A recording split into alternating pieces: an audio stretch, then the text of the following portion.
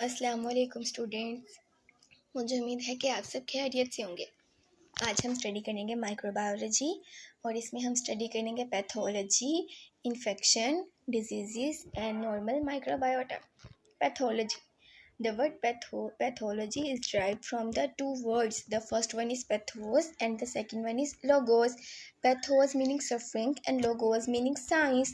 The scientific study of diseases is known as pathology. जब हम किसी डिजीज़ को साइंटिफिकली स्टडी करते हैं तो इसे क्या कहते हैं? पैथोलॉजी. अब जब हमें कोई डिज़ीज़ होती है, कोई बीमारी होती है, तो हम ये जानने की कोशिश करते हैं कि इसकी वजह क्या थी. जब हम साइंटिफिकली डिजीज़ की वजह या कॉज जानने की कोशिश करें उससे कहते हैं aetiology. Secondly, pathology concern with the manner in which the disease develop is known as pathogenesis.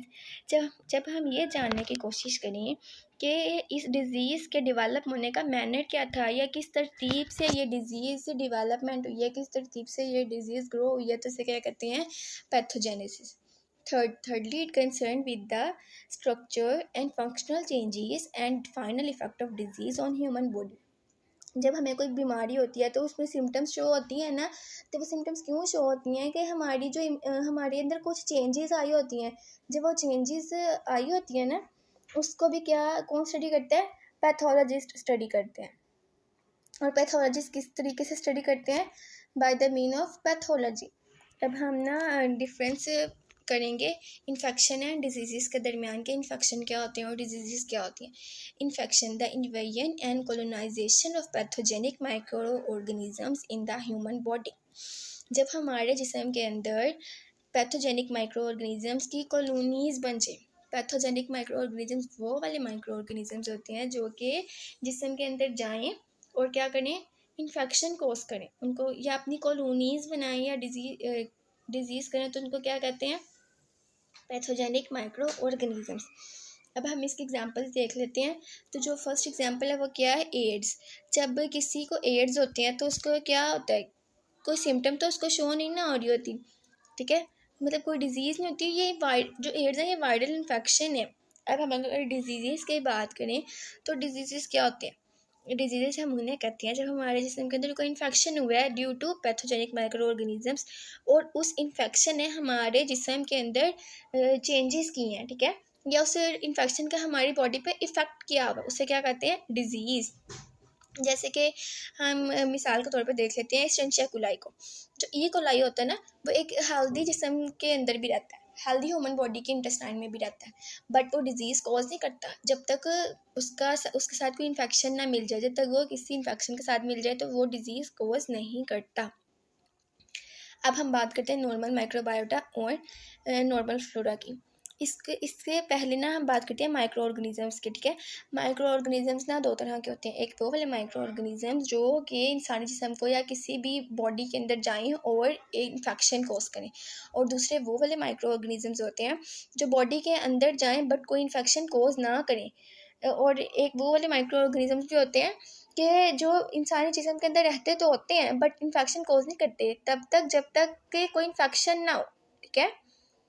Normal condition में वो इन्फेक्शन कॉज नहीं करेंगे, ठीक है. अब हम ये स्टडी करेंगे. Many harmless micro organisms are present in human body. इंसानी जिस्म के अंदर हार्मलेस माइक्रो ऑर्गेनिजम्स पाए जाते हैं, वो वाले माइक्रो ऑर्गेनिजम्स जो कि कोई डिजीज़ या इन्फेक्शन कॉज नहीं करते. A typical human body contain 1 multiplied 10 raised to the power -3 body cells. एक इंसानी जिस्म के अंदर ना 1 multiplied 10 raised to the power -3 body cells होते हैं, और ना 1 multiplied 10 raised to the power -14 bacterial cells होती हैं.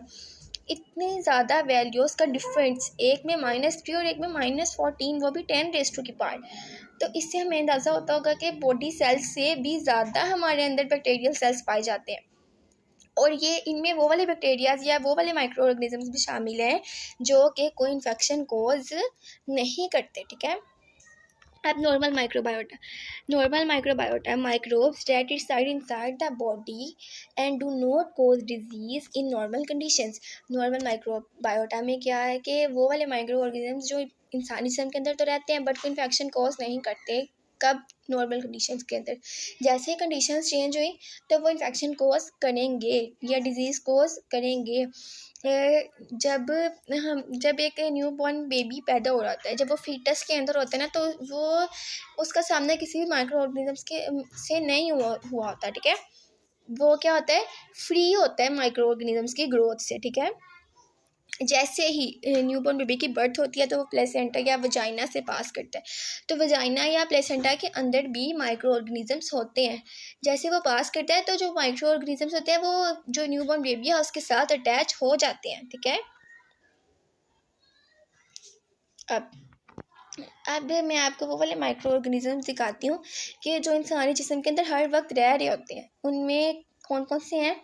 इनमें 2 डायग्राम्स दिखाई गई हैं। The first one is bacteria, वो वाले बैक्टीरिया जो कि नेज़ल एपिथेलियम की सरफेस पे रह रहे होते हैं, और सेकंड डायग्राम उनकी है जो स्टमक की लाइनिंग पे रह रहे होते हैं, ठीक है।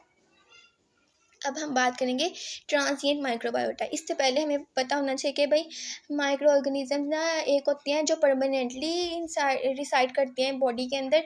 सेकंड वो वाले होते हैं जो कि आते हैं और थोड़ी देर के लिए होते हैं, उनका वक्फा मुख्तसर होता है, ठीक है। Some microorganisms are found in human body for several days, weeks or months and disappear.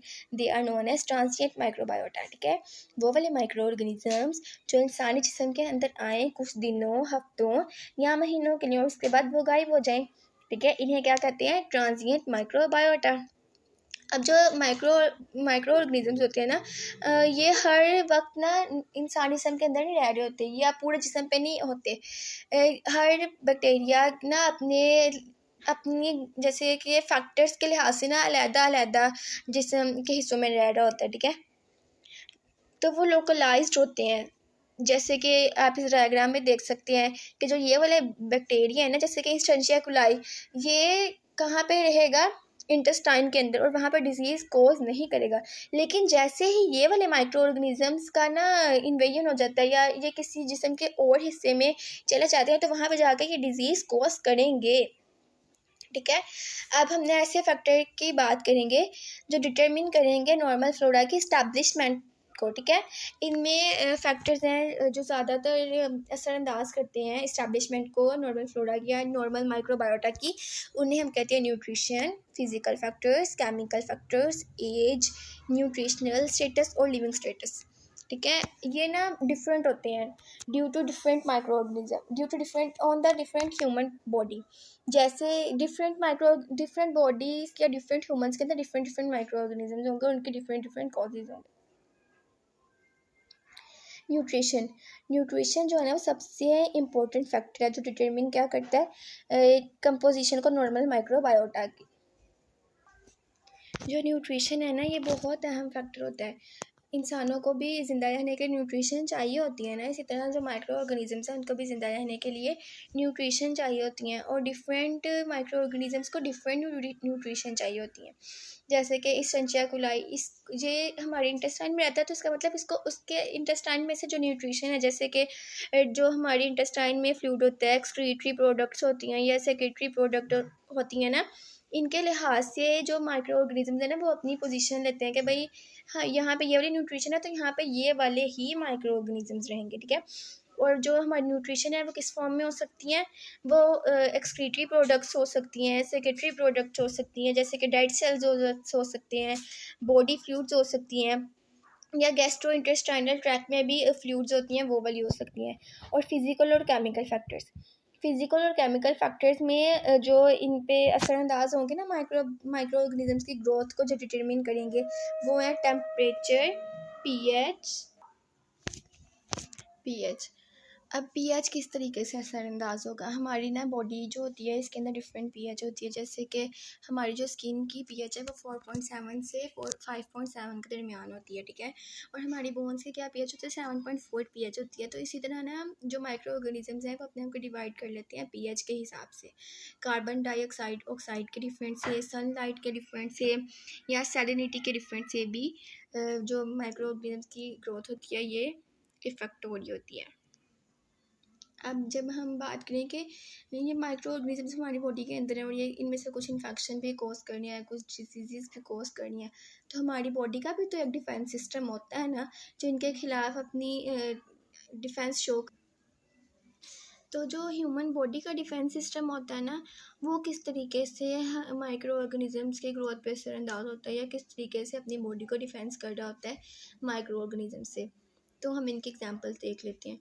इनमें जो हमारी ह्यूमन बॉडी का डिफेंस सिस्टम है ना, इनमें कुछ मॉलिक्यूल्स होते हैं, ये एक्टिवेटेड सेल्स होते हैं, हमारा अपना इम्यून सिस्टम, ये इनमें वाइट ब्लड सेल्स होती हैं ना, ये हर वक्त डिफेंस करते हैं, हर वक्त अपनी बॉडी को प्रोटेक्ट करते हैं बाहर से आने वाले बैक्टीरिया या माइक्रो ऑर्गेनिजम्स के हमलों से। अब एक हम एग्जांपल्स देख लेते हैं। Chewing activity of teeth and tongue dislodge the microbes attach to the teeth. जब हम अपने दांतों से कोई चीज़ चबाते हैं तो क्या करते हैं कि इनके साथ ना माइक्रो ऑर्गेनिजम्स भी दांत ना चबा लेते हैं ना, क्योंकि वो हर चीज़ के साथ अटैच होते हैं। हवा में माइक्रो ऑर्गेनिजम्स पाए जाते हैं, तो जब हम खाना खा रहे होते हैं तो हम चू कर रहे होते हैं, ठीक है। तो इस तरह ना हम माइक्रो ऑर्गेनिजम्स को भी क्या कर लेते हैं, हमारे दांत चू कर लेते हैं, ठीक है, चबा लेते हैं। तो इस तरह ना वो माइक्रो ऑर्गेनिजम्स क्या हो जाते हैं, डिसलॉक हो जाती हैं, डीनेचर हो जाती हैं, ठीक है। इसी तरह जो जब यूरिन के ज़रिए या फिर गैस्ट्रो इंटेस्टाइनल ट्रैक्ट, जिसे हम जीआईटी भी कहते हैं, या म्यूकस और सीलिया या रेस्पिरेटरी ट्रैक्ट में भी ना कुछ माइक्रो ऑर्गेनिजम्स क्या हो जाते हैं, डिसलॉक हो जाते हैं। तो ये थी हमारी आज की वीडियो। मुझे I hope that you like that. So मुझे अपनी दुआओं में याद रखिएगा। अल्लाह हाफिज़। इंशाल्लाह बहुत जल्द मुलाकात होगी अगली वीडियो के साथ।